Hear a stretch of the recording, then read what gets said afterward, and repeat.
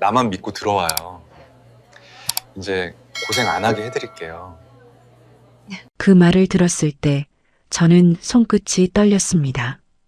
기쁨인지 설렘인지 아니면 오래 참아온 외로움이 한꺼번에 무너지는 건지 그것도 잘 몰랐어요. 남편을 먼저 보내고 혼자 버텨온 세월이 너무 길었거든요. 방세는 늘 먼저 왔고 몸은 갈수록 무거워졌고 그래도 버티는 것 말고는 할 줄 아는 게 없었으니까요. 그래서였을 겁니다. 누군가 내 손을 잡아주겠다는 말이 그때는 너무 절실하게 들렸어요. 저는 애써 의심하지 않았습니다. 의심하면 이 손을 놓쳐야 할 것 같아서요. 그런데 그 집 문을 넘고 나서부터였습니다.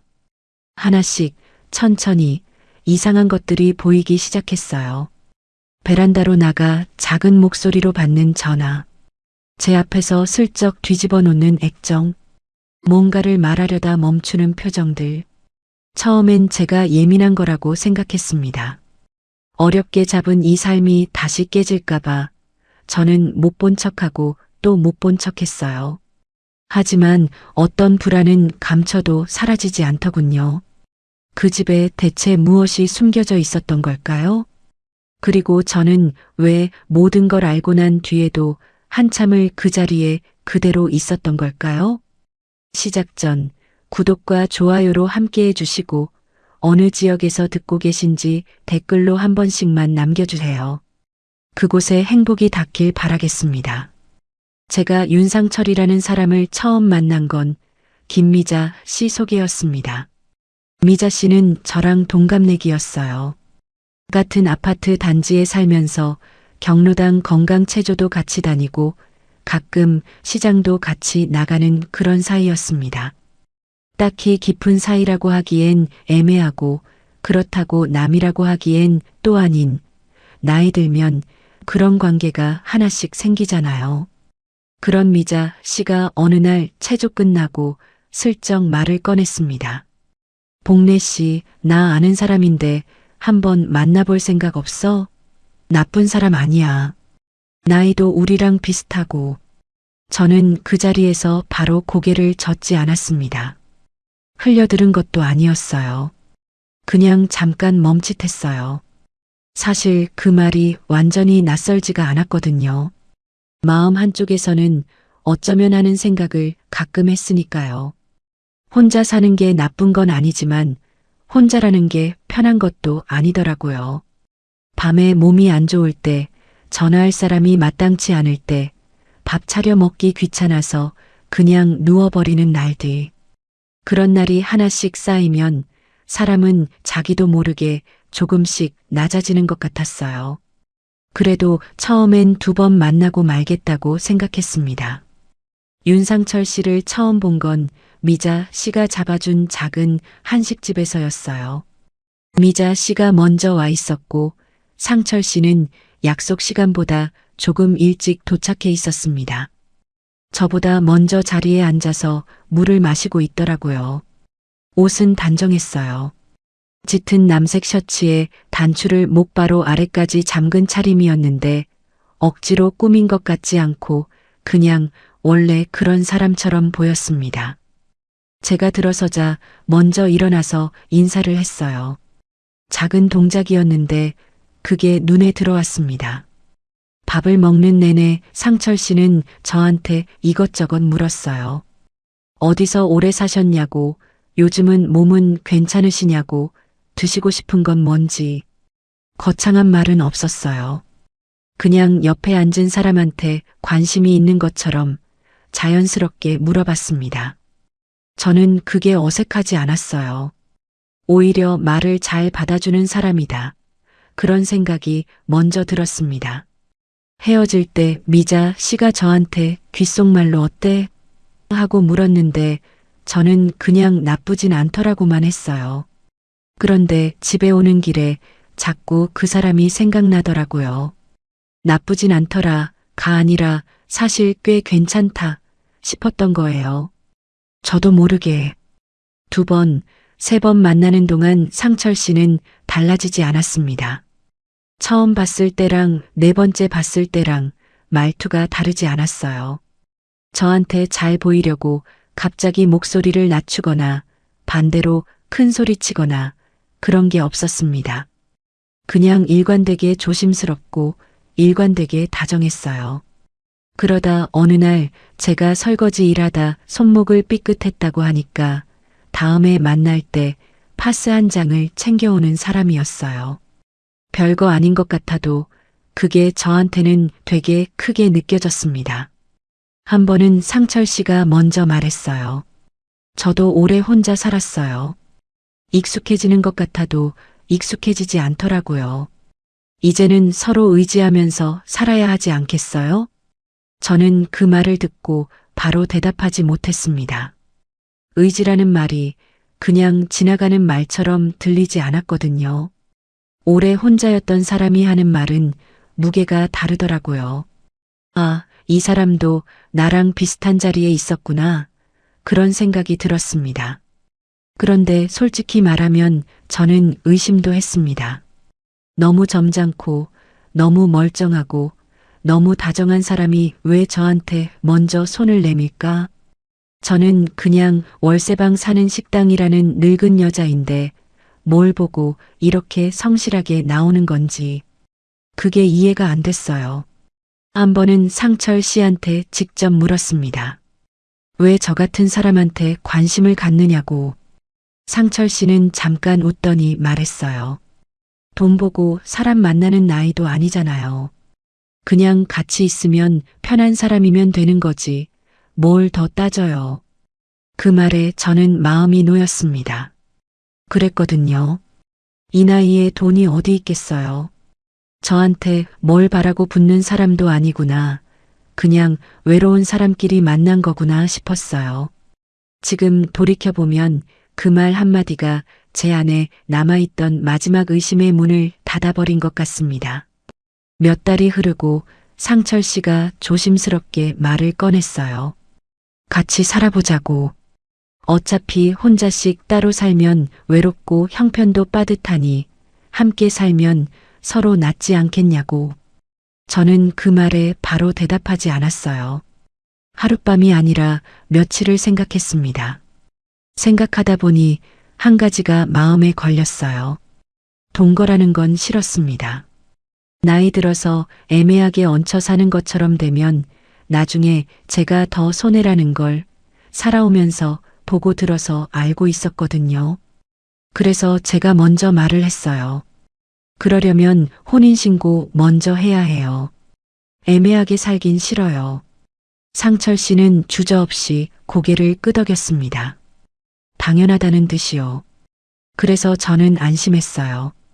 이 사람은 저를 데려다 쓰고 발 빼려는 사람이 아니구나. 법적으로도 책임지겠다는 사람이구나. 그 생각에 마음이 단단해졌습니다. 혼인신고를 마치던 날 주민센터 창구에서 서류를 내밀 때 저는 손이 조금 떨렸어요. 기쁜 떨림이었습니다. 아, 이제 내 편이 생겼구나. 법적으로도 진짜 내 식구가 생긴 거구나. 그 생각이 가슴 아래 어딘가를 따뜻하게 채우는 것 같았습니다. 지금은 그 떨림이 부끄럽지는 않아요. 그때 저는 진심이었으니까요.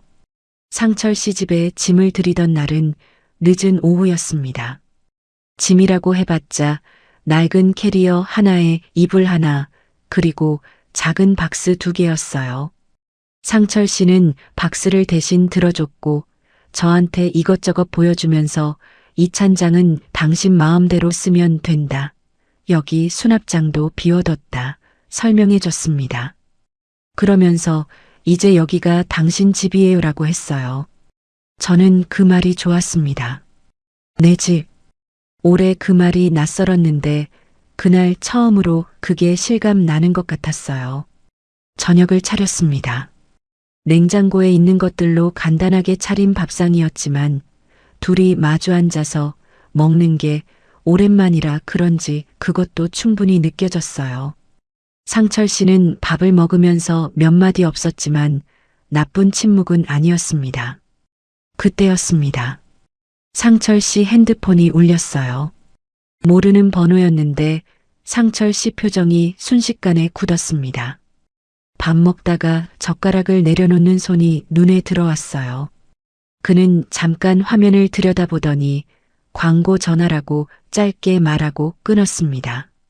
저는 그냥 고개를 끄덕였어요. 그런데 몇 분 지나지 않아 또 울렸습니다. 이번엔 상철 씨가 자리에서 일어났어요. 식탁에서 슬쩍 벗어나더니 베란다 쪽으로 걸어갔습니다. 유리문을 닫지는 않았어요.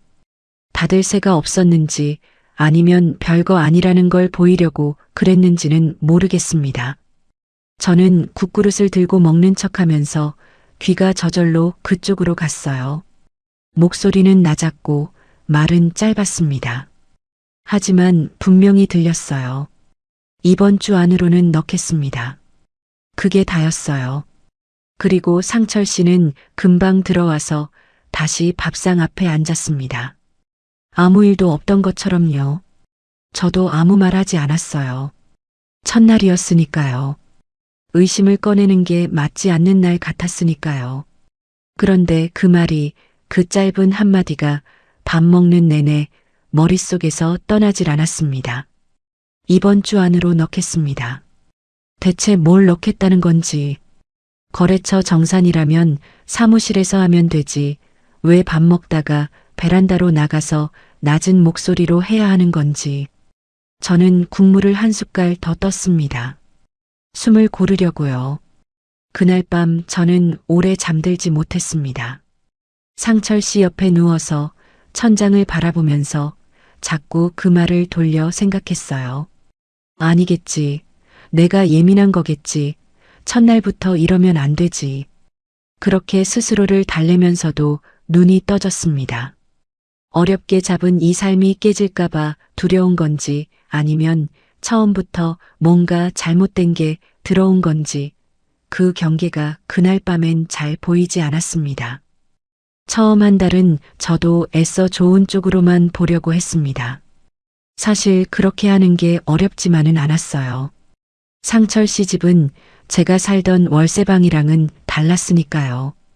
벽지가 깨끗했고 바닥에 찬 기운이 올라오지 않았고 수도꼭지를 틀면 물이 시원하게 나왔어요.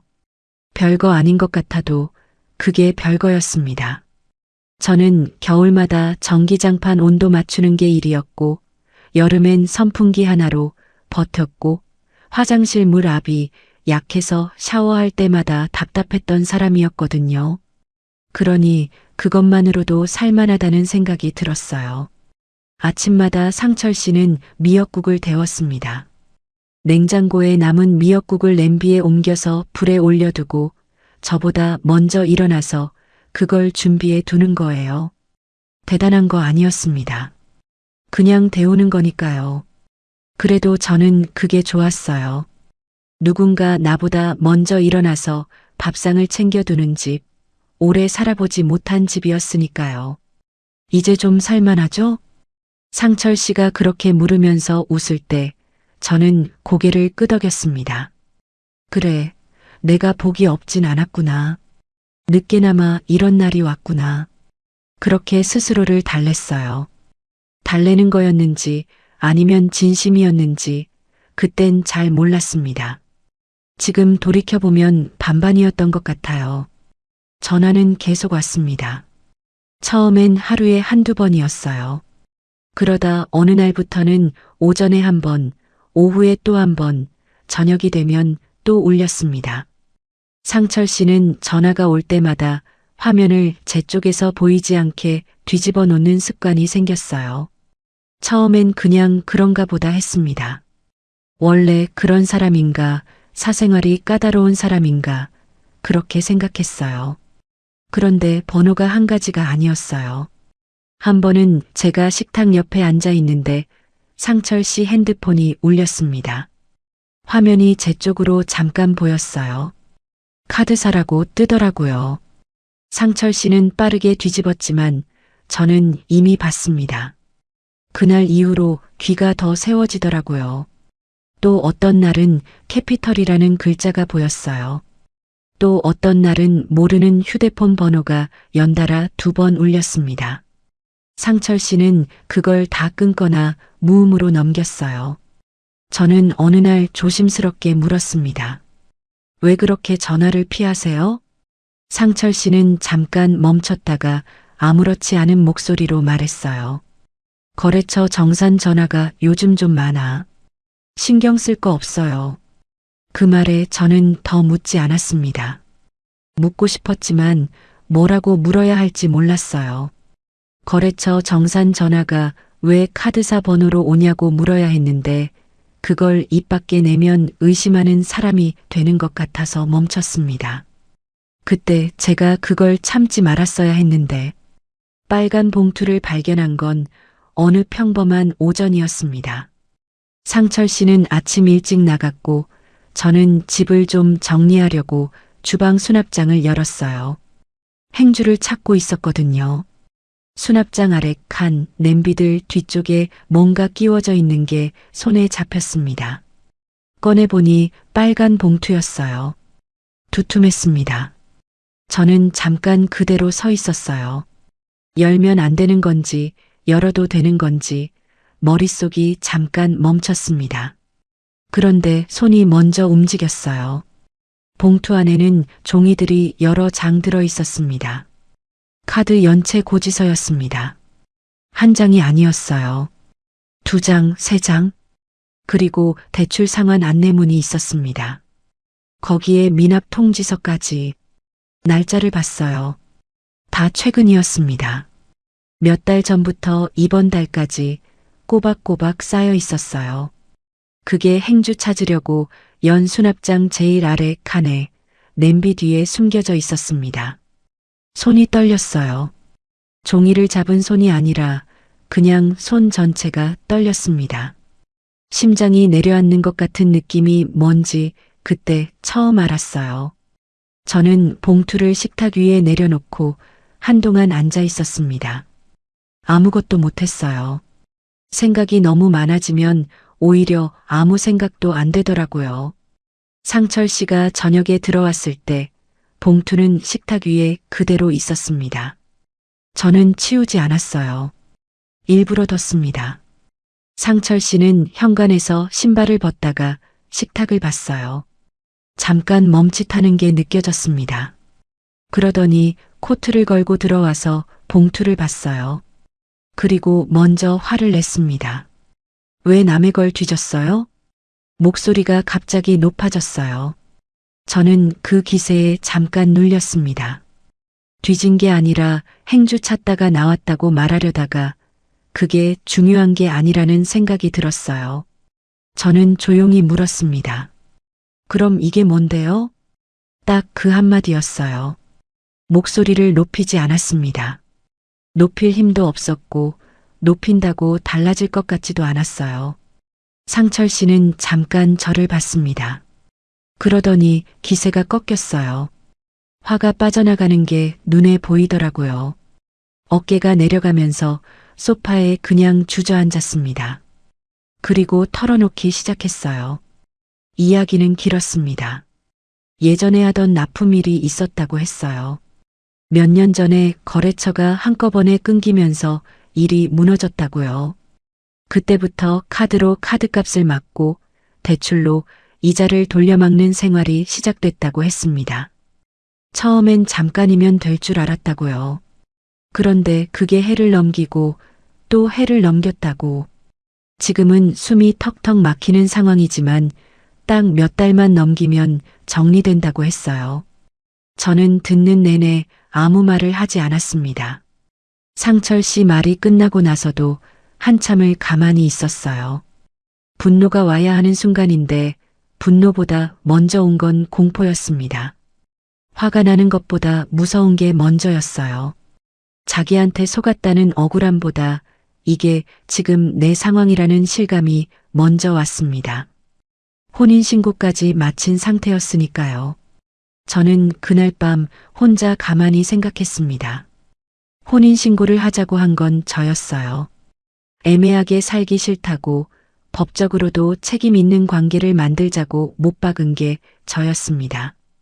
그게 저를 지켜줄 거라고 생각했는데 오히려 그게 저를 묶어버린 거였어요. 이미 법적으로 부부가 된 상태에서 저 혼자 짐 싸서 나간다고 해서 이게 끝나는 게 아니었습니다. 빚이 얼마나 되는지, 제 이름으로 얽힌 건 없는지, 나가면 어디로 가야 하는지 생각이 꼬리를 물었어요. 이미 혼인신고까지 했는데 나는 지금 어디까지 들어와 버린 거지. 그 생각이 머릿속에서 사라지지 않았습니다. 천장을 보면서 그 생각을 몇 번이고 돌렸어요. 상철 씨는 옆에서 일찍 잠들었습니다. 숨소리가 일정했어요. 저는 그 숨소리를 들으면서 이 사람이 지금 얼마나 가벼운 마음으로 자고 있는 건지 그게 이상하게 느껴졌습니다. 며칠이 지났어요. 상철 씨는 그날 이후 더 살갑게 굴었습니다. 미안한 마음이 있어서 그랬는지 아니면 제가 가방을 쌀까봐 그랬는지는 모르겠어요. 아침에 국을 더 정성스럽게 데우고 저녁에 들어오면서 과자 한 봉지씩 사들고 왔습니다. 저한테 말도 더 조심스럽게 했어요. 저는 그걸 받아들이면서도 마음 한쪽에서 뭔가 달라진 걸 느꼈어요. 상철 씨를 볼 때 예전이랑 같은 눈으로 보이지 않았습니다. 밥상 앞에 앉아서 국을 뜨면서도 이 사람이 내게 먼저 털어놓은 게 아니라 내가 발견해서 나온 거라는 생각이 자꾸 올라왔어요. 딱 몇 달만 넘기면 된다는 그 말도 믿고 싶으면서도 믿어지지 않았습니다. 몇 달이 얼마인지, 그 몇 달 동안 나는 어떻게 되는 건지 아무것도 정해진 게 없었어요.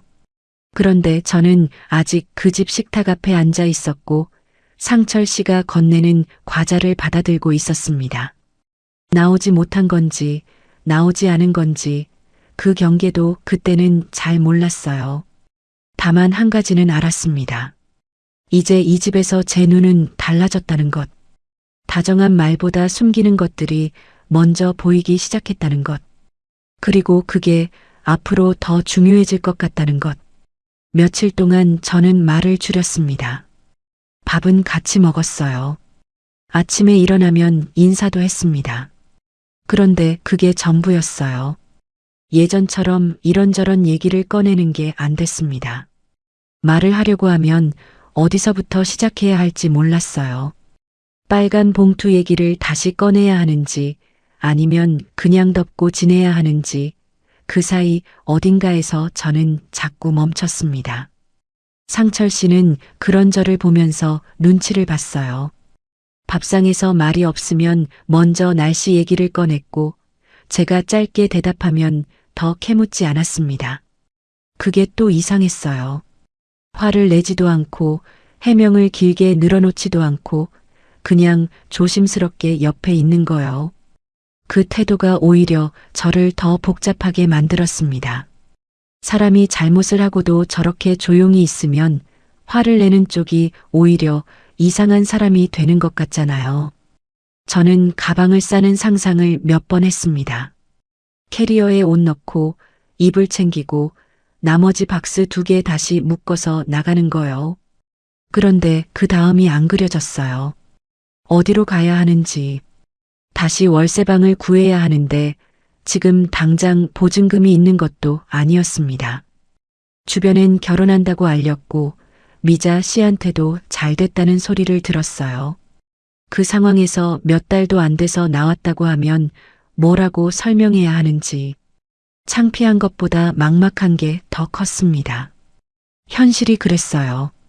마음이 결정을 해도 발이 안 떨어지는 게 형편 때문이었습니다.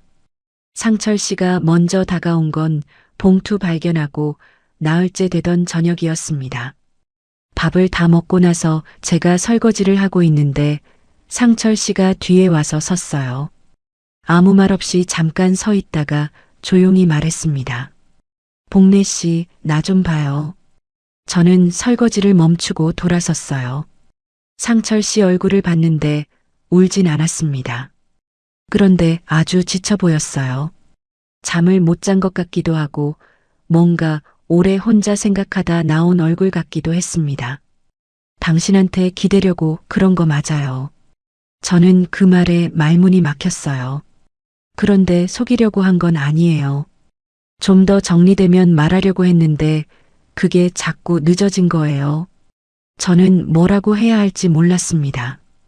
기대려고 했다는 말이 솔직한 건지 아니면 그 솔직함마저 계산된 건지 그때는 판단이 안 됐어요. 그냥 그 말이 공중에 떠 있는 것 같았습니다. 그리고 상철 씨가 결정적인 말을 했어요. 부부면 이 정도는 같이 넘겨야 하지 않겠어요? 그 말이 저한테 어떻게 들어왔는지 설명하기가 쉽지 않아요. 틀린 말은 아니었거든요. 부부면 같이 넘겨야지 맞는 말이에요. 그런데 그 말이 저한테 위로로 들린 게 아니라 책임으로 들렸습니다.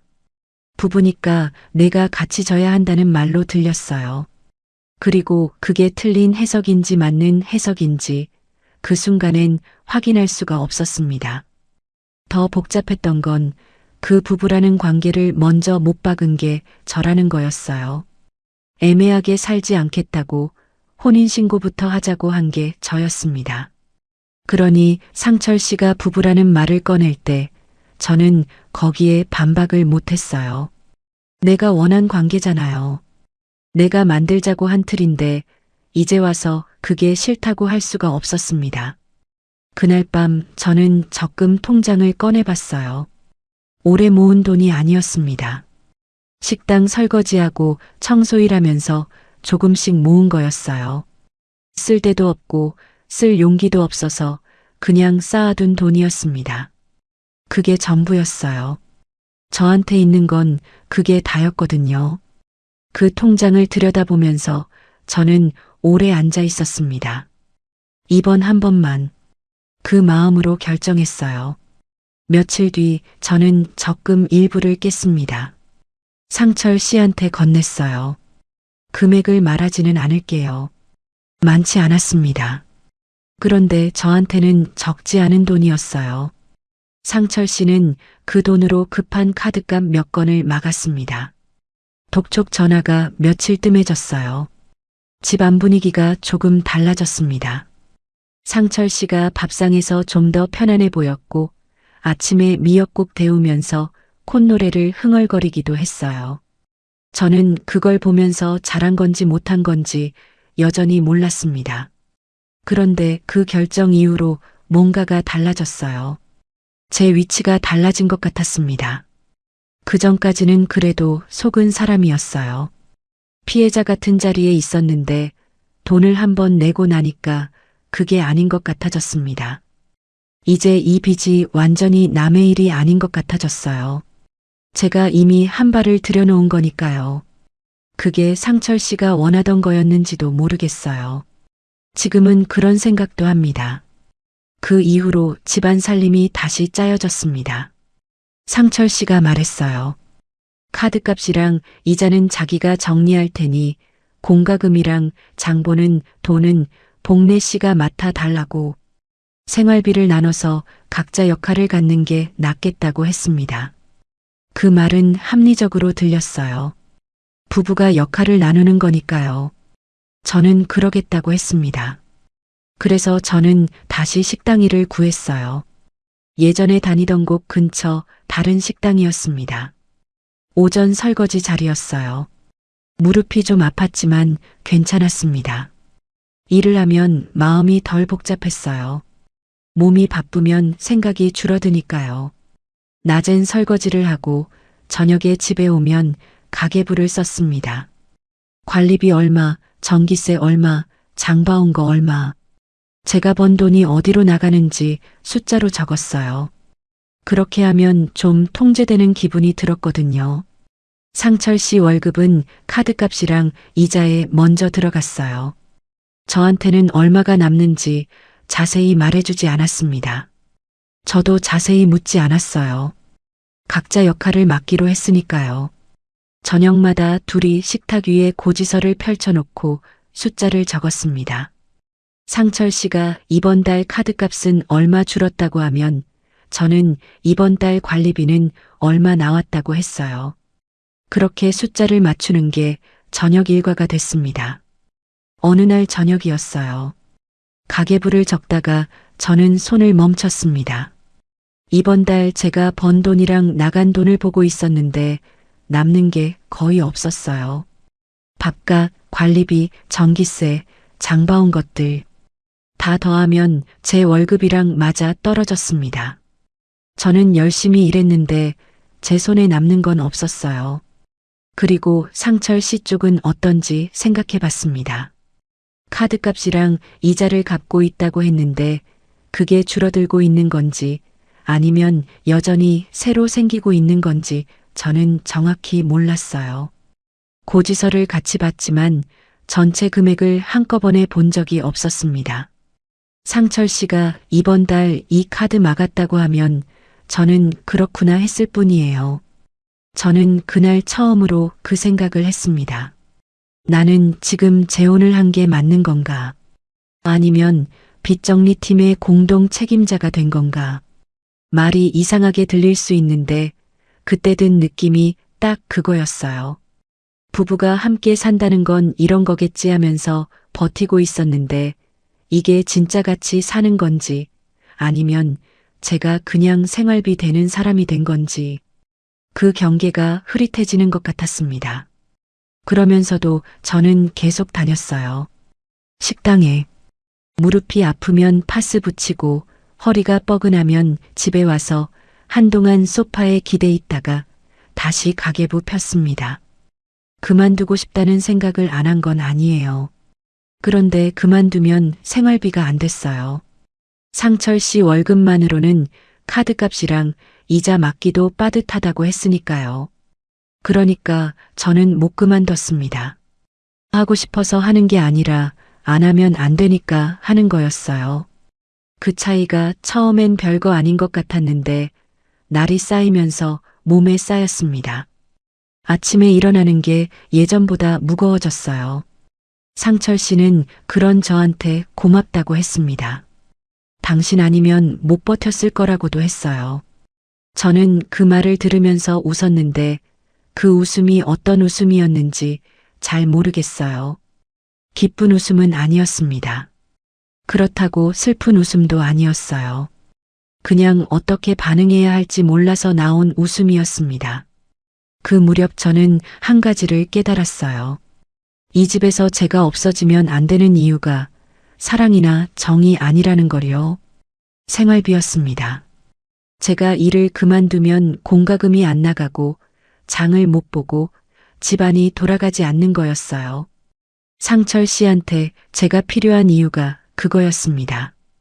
그걸 알고 나니까 이상하게 마음이 차가워졌어요.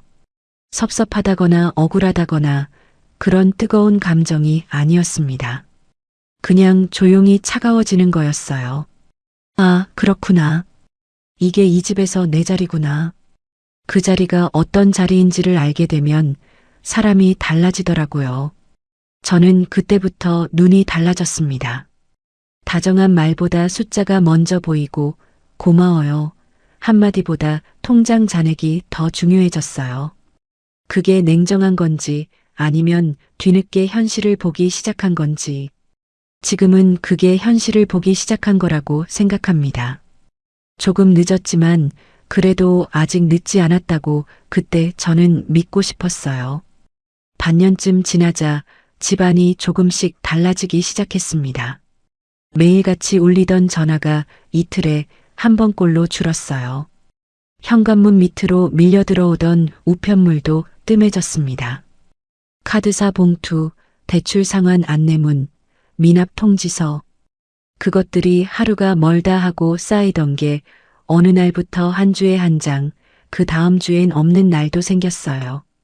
저는 그걸 보면서 숨을 한 번 내쉬었습니다. 여기까지 오는데 반년이 걸렸구나. 무릎 아프고 허리 뻐근한 채로 버텼더니 그래도 조금은 달라지는구나. 상철 씨도 처음엔 그랬어요. 퇴근하고 들어오면서 오늘 또 한 건 막았어요 라고 했습니다. 밥상에 앉아서 당신 아니었으면 진작 무너졌어 라고도 했어요. 저는 그 말을 들으면서 피곤했지만 그래도 괜찮다고 생각했습니다. 조금만 더 버티면 이 사람이랑 진짜 부부처럼 살 수 있는 날이 오겠지. 그 생각으로 아침마다 일어났어요. 그런데 아이러니하게도 상황이 나아질수록 상철 씨 태도는 나빠졌습니다. 처음엔 작은 것들이었어요. 예전엔 제가 퇴근하고 들어오면 상철 씨가 차라도 한 잔 따라줬어요. 별거 아닌 것 같아도 그게 저한테는 하루 중에 제일 편한 순간이었거든요. 뜨거운 차 한 잔 받아들고 소파에 앉아 있으면 오늘 하루도 버텼다 싶었습니다. 그런데 언제부터인가 그게 없어졌어요. 제가 들어와도 상철 씨는 텔레비전을 보고 있었습니다. 고개를 돌려서 왔어요.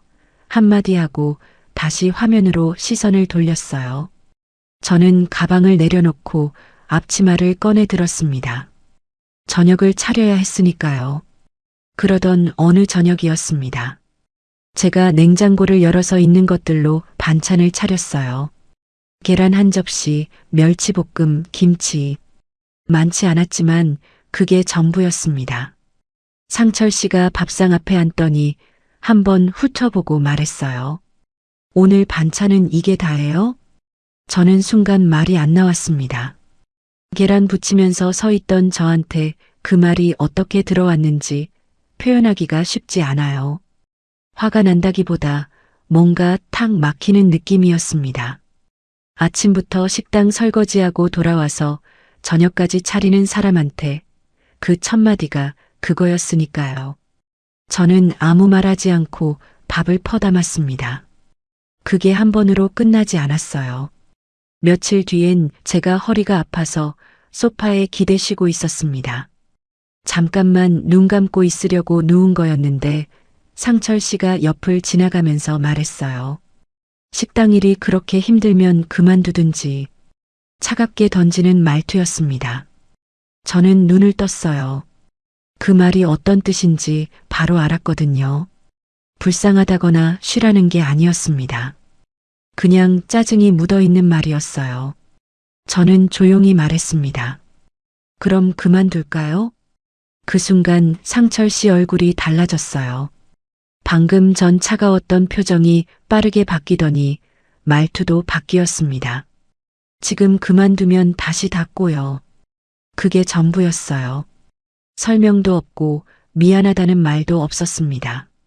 힘들면 그만두라고 해놓고 정작 그만두겠다고 하면 안 된다는 거였어요. 저는 그 말의 뜻을 알았습니다. 그만두지 말라는 게 아니라 계속 일하라는 거였어요. 제가 일을 해야 이 집이 돌아가니까요. 그 말이 저를 다시 묶었습니다. 딱 그 한마디가요.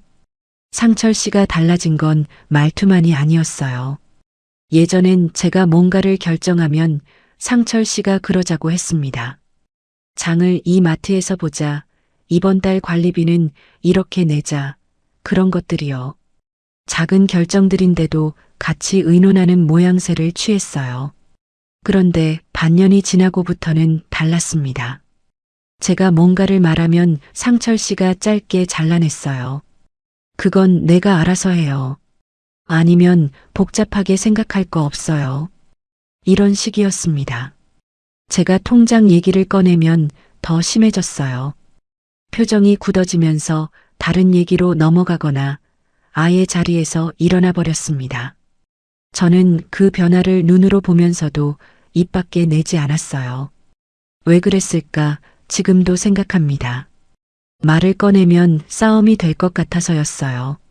싸워서 이길 자신이 없었던 것도 있었고, 싸우고 나면 이 집에서 제 자리가 더 불편해질 것 같았거든요. 그러니까 저는 보면서도 모른 척 했습니다. 또, 박 실장이 찾아온 날은 평범한 오후였습니다. 상철 씨는 샤워 중이었어요. 저는 주방에서 저녁 준비를 하고 있었습니다. 그때 초인종이 울렸어요. 저는 손을 닦고 현관으로 나갔습니다. 문을 열었더니 중년 남자가 서 있었어요. 양복 차림이었는데 넥타이는 없었습니다. 한 손에 서류 봉투를 들고 있었어요.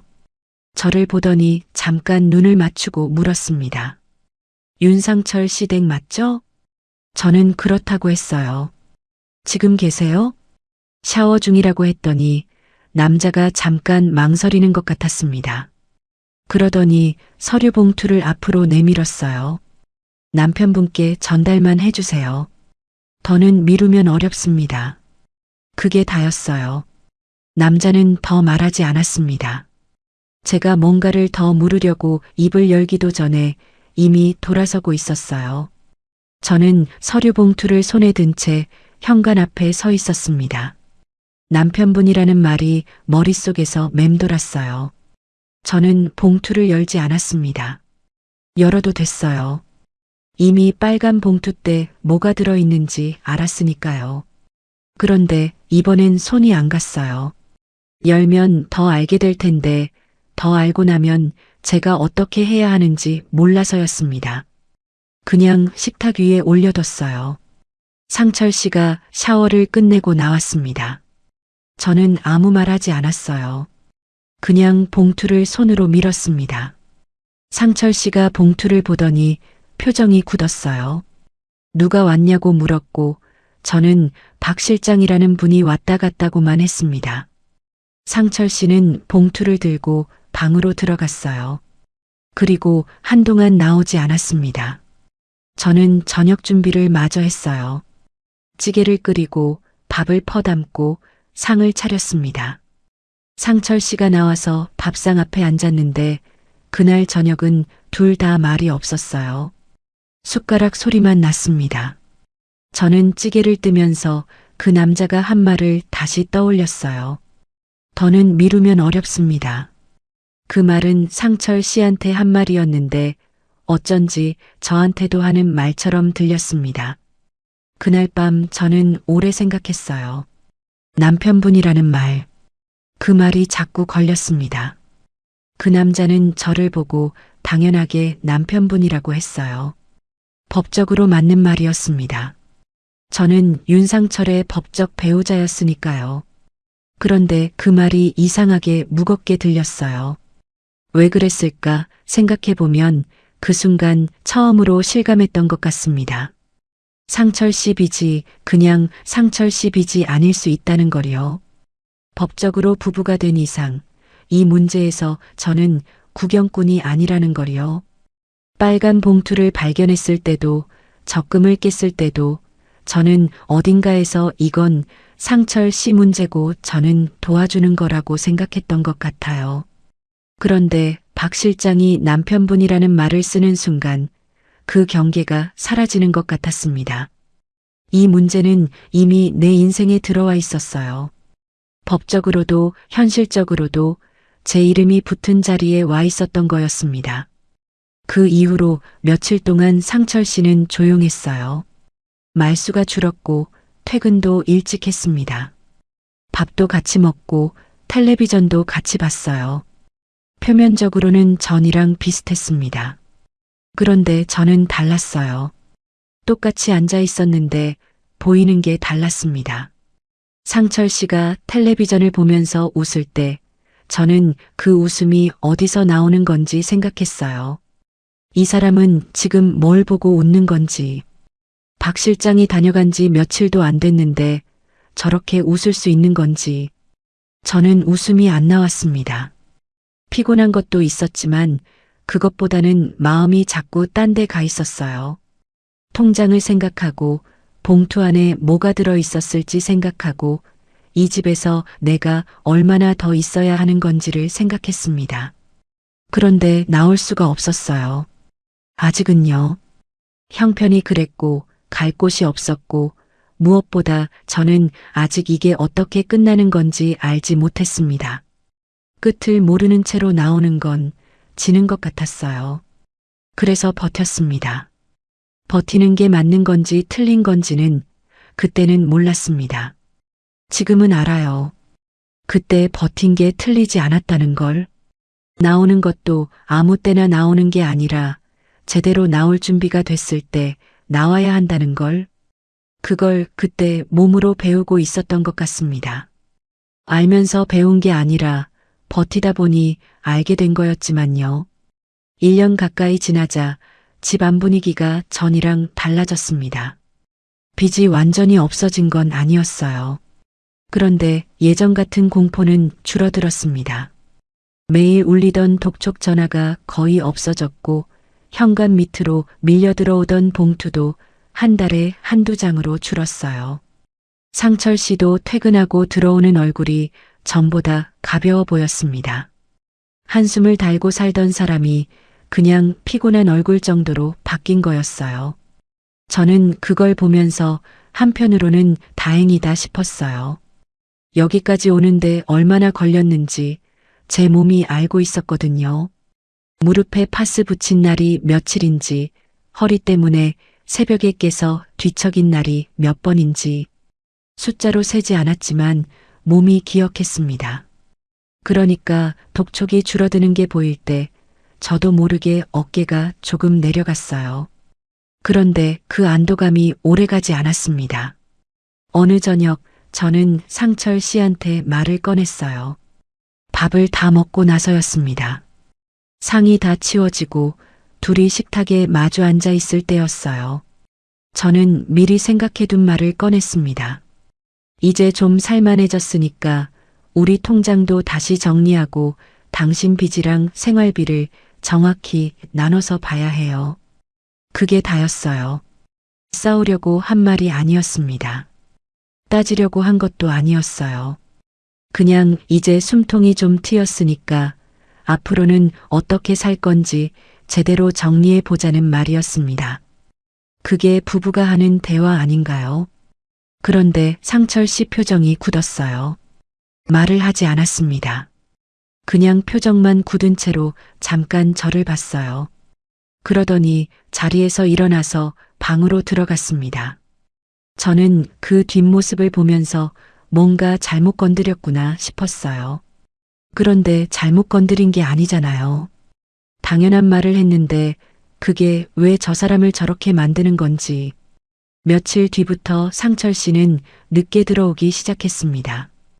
예전엔 6시 넘으면 들어왔는데 7시, 8시가 넘어서 들어오는 날이 생겼어요.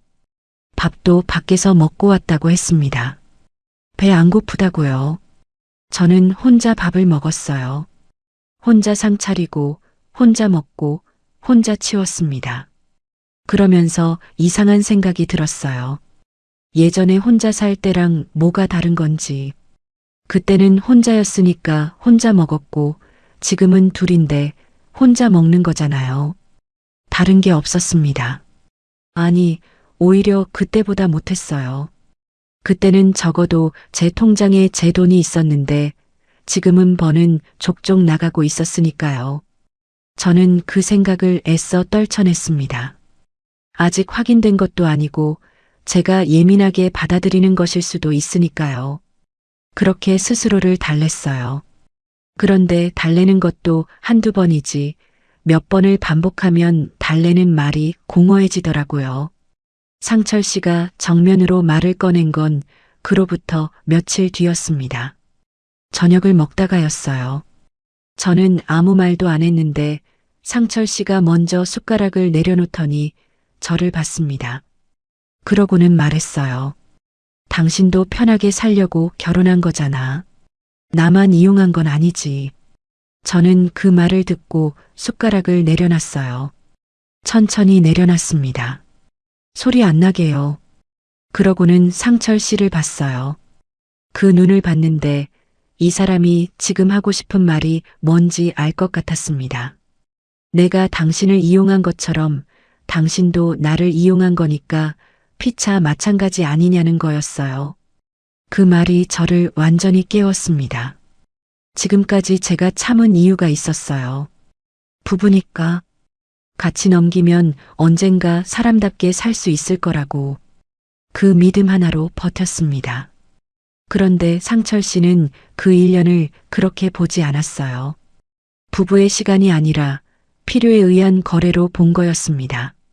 내가 필요할 때 옆에 있어준 사람, 그게 상철 씨 눈에 비친 저였던 거예요. 그 생각이 드는 순간 이상하게 눈물이 안 났습니다. 슬프지 않아서가 아니었어요. 그냥 눈물보다 다른 게 먼저 왔습니다. 차갑고 단단한 것이요. 그날부터 저는 통장을 들여다봤습니다. 제 통장이요. 상철 씨 통장이 아니라요.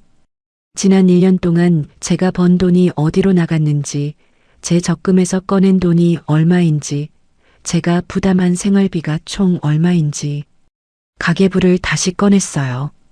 매달 꼬박꼬박 적어온 숫자들이 거기 있었습니다. 더하기 시작했어요. 관리비, 전기세, 가스비, 장봐온 것들, 반찬 재료비, 거기에 처음에 적금 깨서 넣은 돈까지 다 더하니까 숫자가 나왔습니다. 작지 않았어요. 저한테는 절대 작지 않은 금액이었습니다. 저는 그 숫자를 보면서 오래 앉아 있었어요. 이 돈이 어디 갔을까? 상철 씨 카드값 막는 데 들어간 건지, 이자 내는 데 들어간 건지, 아니면 제가 모르는 다른 데로 간 건지, 그걸 저는 정확히 알지 못했습니다. 같이 산 1년 동안 통장을 나란히 펼쳐놓고 제대로 본 적이 없었거든요. 상철 씨가 보여주지 않았고, 저도 끝까지 밀어붙여서 보지 않았어요. 그게 후회됐습니다. 그때 한 번이라도 제대로 봤어야 했는데, 며칠 뒤 상철 씨가 먼저 말을 꺼냈습니다. 저녁을 먹고 나서였어요. 상이 치워지지도 않은 상태에서 상철 씨가 팔짱을 끼고 말했습니다. 이렇게 사느니 헤어지는 게 낫겠다. 던지는 말투였어요.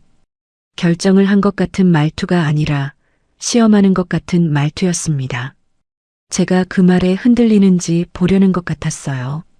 예전에 저라면 그랬을 거예요. 흔들렸을 겁니다. 어디 가냐고 다시 생각해 보자고 그랬을 거예요. 그런데 그날 저는 달랐습니다. 상철 씨를 보면서 조용히 대답했어요. 헤어지는 건 좋아요. 그런데 이번엔 내가 제대로 할 거예요. 상철 씨가 잠깐 멈칫했어요. 제가 그렇게 말할 거라고 예상하지 못한 것 같았습니다. 저는 더 말하지 않았어요. 그게 전부였습니다. 다음 날 저는 무료 법률 상담을 알아봤습니다. 주민센터에 가서 물어봤어요. 법률 상담 받을 수 있는 곳이 어디냐고요. 직원분이 친절하게 알려줬습니다. 동사무소 법률 상담 날짜가 있었고 대한법률구조공단에서도 무료 상담이 된다고 했어요. 저는 날짜를 적어서 나왔습니다. 상담 날 변호사 선생님을 만났어요. 젊은 분이었는데 말을 잘 들어줬습니다. 저는 상황을 차근차근 설명했어요. 혼인신고를 했고 1년 가까이 살았고 제가 생활비를 많이 부담했고 이제 이혼을 하고 싶다고요. 변호사 선생님이 설명해 줬습니다. 법률론이기 때문에 그냥 나오는 걸로 끝나지 않는다고 했어요. 협의 이혼을 하려면 가정법원에서 확인 절차를 밟아야 하고 둘이 합의가 안 되면 조정 절차로 넘어간다고 했습니다. 조정도 안 되면 재판까지 갈 수 있다고요. 재산 분할은 혼인 중에 형성하거나 유지한 재산과 기여도가 쟁점이 될 수 있다고 했어요. 저는 그 말을 듣고 메모했습니다. 재산 분할, 기여도, 혼인 중 생활비 부담. 저한테 큰 재산이 있는 게 아니었어요. 상철 씨도 마찬가지였습니다. 그런데 변호사 선생님이 말했어요. 재산이 크고 작고의 문제가 아니라 혼인 중에 한쪽이 부담한 것들이 있다면 그게 기여로 인정될 수 있다고요. 제가 부담한 생활비, 적금에서 꺼낸 돈, 그게 아무것도 아닌 게 아닐 수 있다고 했습니다. 저는 그 말을 듣고 처음으로 생각했어요. 내 1년이 그냥 사라진 게 아닐 수 있겠구나. 그냥 쓰고 버려진 게 아닐 수 있겠구나. 집에 돌아오는 길이 예전이랑 달랐습니다.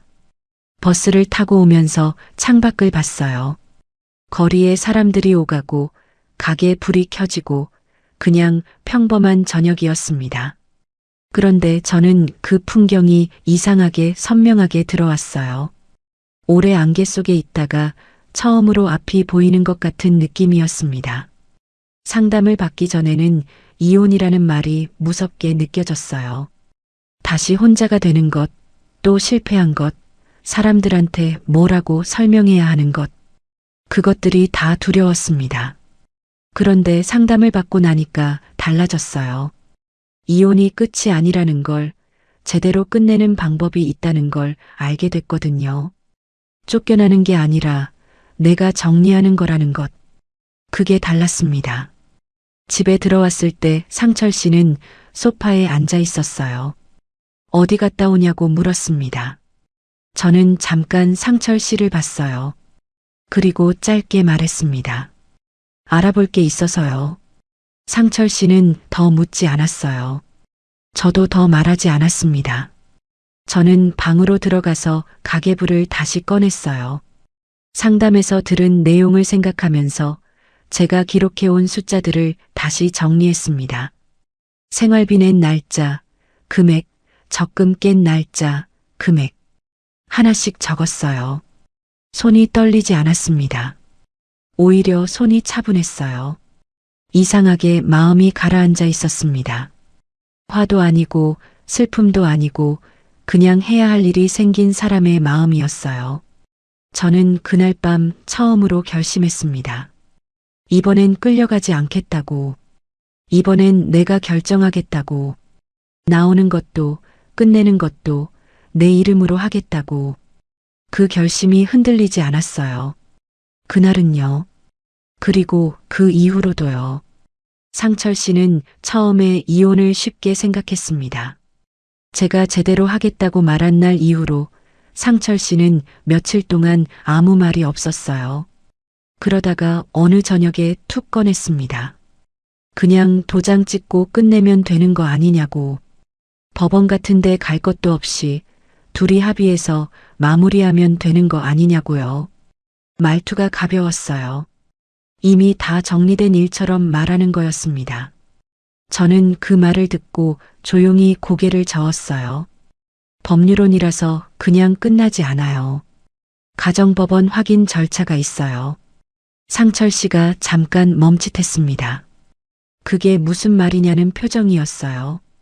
저는 상담에서 들은 내용을 차분하게 말했습니다. 협의이혼도 가정법원에서 확인을 받아야 하고 합의가 안 되면 조정으로 넘어간다고요. 상철 씨는 그 말을 들으면서 표정이 달라졌어요. 편하게 끝내려던 계획이 틀어진 사람 얼굴이었습니다. 저는 그 표정을 보면서 아무 감정이 없었어요. 예전이었으면 저 사람이 불편해하는 게 신경 쓰였을 거예요. 어떻게든 부드럽게 넘어가려고 제가 먼저 한 발 물러섰을 거예요. 그런데 그날은 달랐습니다. 그냥 사실을 말했을 뿐이고 그게 상철 씨를 불편하게 만들었다면 그건 제가 어떻게 할 수 있는 게 아니었습니다. 저는 그 즈음부터 준비를 시작했어요. 가계부에 적어온 것들을 다시 정리했습니다. 날짜별로, 항목별로. 제가 낸 관리비, 전기세, 가스비, 장을 봐온 금액들, 적금을 깬 날짜와 금액, 식당 일하면서 번 돈이 매달 얼마였는지, 그걸 한 장에 정리해서 적었어요. 손으로 직접 쓴 거였습니다. 컴퓨터 같은 게 있었으면 깔끔하게 정리했겠지만 저는 그냥 공책에 썼어요. 줄 맞춰서 숫자 틀리지 않게 천천히 썼습니다. 한 장 다 쓰고 나서 다시 읽어봤어요. 1년이라는 시간이 숫자로 거기 있었습니다. 많지 않았어요. 큰 돈이 아니었습니다. 그런데 저한테는 전부였어요. 식당 설거지에서 번 돈이고 오래 모아온 적금이었으니까요. 그게 거기 있었습니다. 날짜랑 금액이랑 다요. 변호사 선생님이 그랬었어요. 기록이 있으면 다르다고. 기억은 흐려지지만 숫자는 안 흐려진다고요. 저는 그 말을 믿었습니다. 가정법원 조정기일 날짜가 잡혔습니다. 그날 아침 저는 일찍 일어났어요. 잠이 제대로 오지 않았거든요. 새벽에 몇 번을 깼는지 모릅니다. 그런데 이상하게 몸이 무겁지 않았어요. 오히려 어딘가 가벼운 것 같았습니다. 긴장이 없었던 게 아니에요. 긴장은 됐어요. 그런데 두렵지는 않았습니다. 그 차이가 저한테는 컸어요. 단정하게 차려입었습니다. 평소에 잘 꺼내 입지 않던 옷을 입었어요. 특별히 좋은 옷은 아니었지만 제일 단정한 거로 골랐습니다. 거울을 보면서 머리를 매만졌어요. 오랜만에 제 얼굴을 제대로 봤습니다. 주름이 늘었고 눈밑이 어두웠어요. 그런데 눈빛은 흔들리지 않았습니다. 저는 그걸 보면서 괜찮다고 생각했어요. 나갈 준비가 됐다고요. 가정법원은 생각보다 조용한 곳이었습니다. 복도에 사람들이 있었어요. 저마다 서류를 들고 저마다 어떤 표정을 하고 있었습니다. 저는 그 사람들을 보면서 이 사람들도 다 각자의 이야기가 있겠구나 싶었어요. 나만 이런 자리에 오는 게 아니구나. 그 생각이 이상하게 마음을 조금 편하게 해줬습니다. 조정실에 들어갔어요. 상철 씨가 먼저 와 있었습니다. 정장을 입고 있었어요. 저를 보더니 눈을 피하지는 않았습니다. 그냥 봤어요. 저도 봤습니다. 특별한 감정이 없었어요. 미운 것도 불쌍한 것도 아니었습니다. 그냥 1년을 같이 산 사람이 거기 있었어요. 조정위원 선생님이 양쪽 이야기를 들었습니다. 상철 씨가 먼저 말했어요. 서로 필요해서 만난 거고 서로 의지해서 산 거라고요. 한쪽만 손해본 게 아니라고 했습니다. 저도 편하게 살려고 들어온 거 아니냐고요. 그 말이 익숙했어요. 밥상에서 들은 말이랑 같았습니다. 저는 그 말을 들으면서 조용히 앉아 있었어요.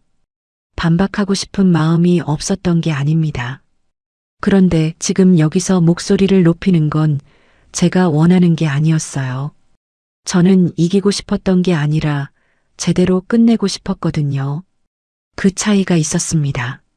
조정위원 선생님이 저한테 말할 기회를 줬어요. 저는 공책을 꺼냈습니다. 제가 정리해 온 거요. 날짜와 금액이 적힌 그 공책이요. 떨리지 않았어요. 손이 차분했습니다. 천천히 말했어요. 혼인 기간 동안 제가 부담한 생활비 내역을 정리해 왔습니다. 관리비, 공과금, 식비, 그리고 처음에 적금에서 꺼내서 카드값 막는데 보탠 돈까지요. 조정위원 선생님이 받아서 봤어요.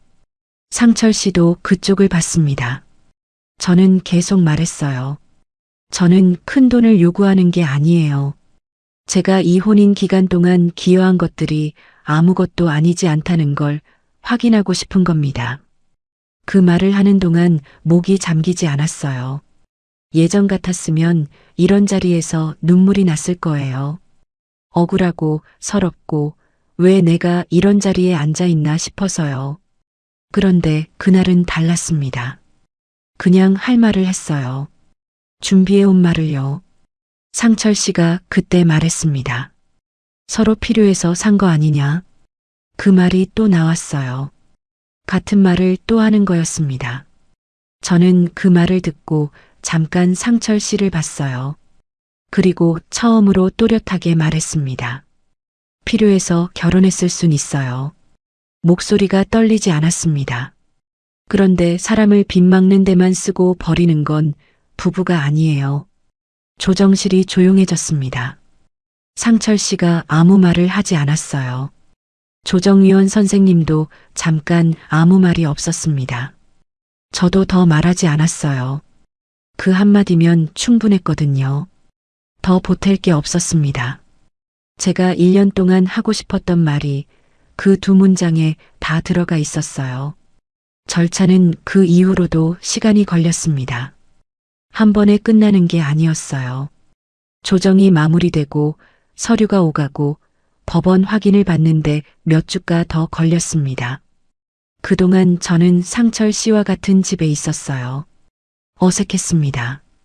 밥을 같이 먹지 않았고 거의 말도 없었어요. 그냥 각자의 방식으로 그 집에 있었습니다. 이상한 건 그게 그렇게 힘들지 않았어요.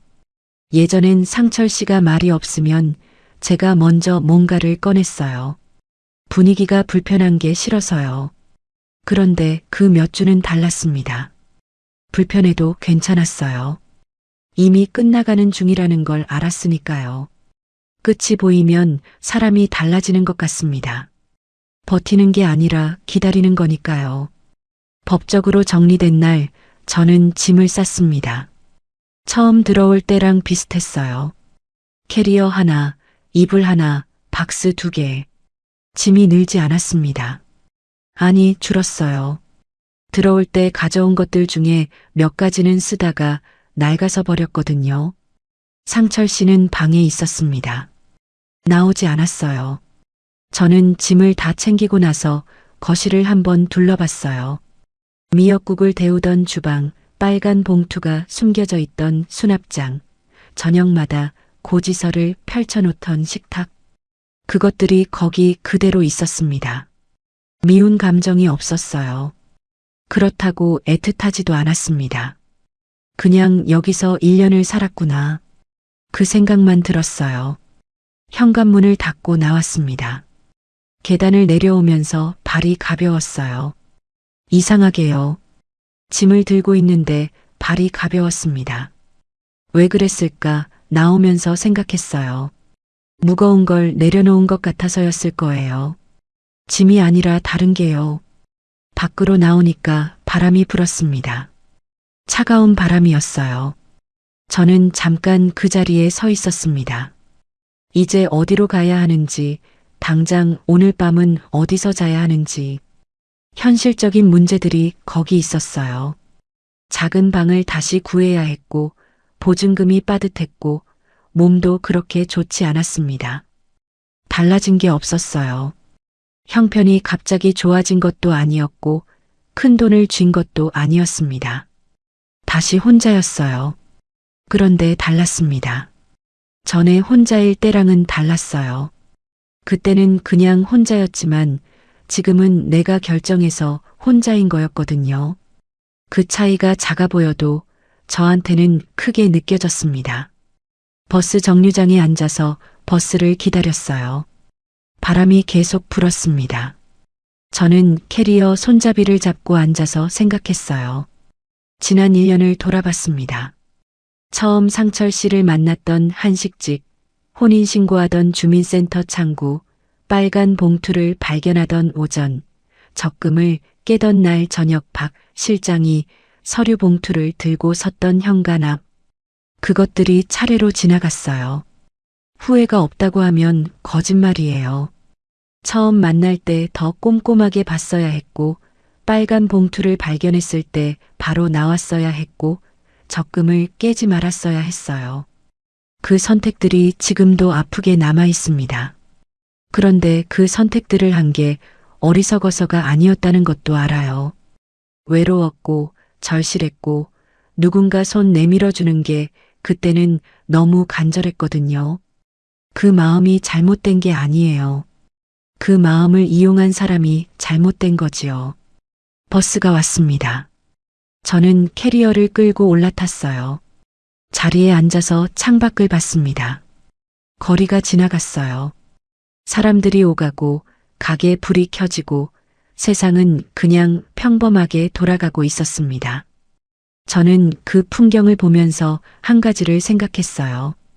가난이 사람을 약하게 만들긴 해요. 그건 맞아요.